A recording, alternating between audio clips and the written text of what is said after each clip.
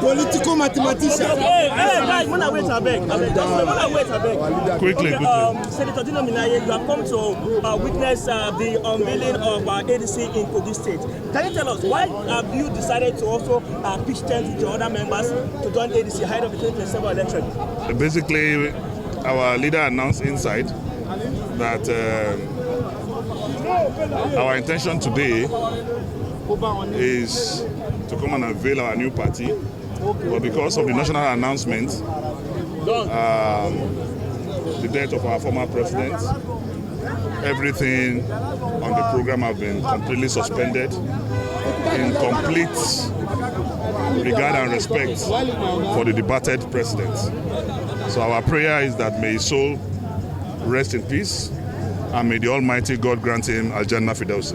Okay, fine. And now, even though that we know that you have to thwart the unveiling today, but the Senate President has unveiled officially. Looking at the caliber of ADC members, are you sure you guys are capable to sit the ruling party? Sorry, sir. You say, are we? Looking at what is on ground, the members, are you sure you are capable of sitting the ruling party? You don't need glasses to see these people.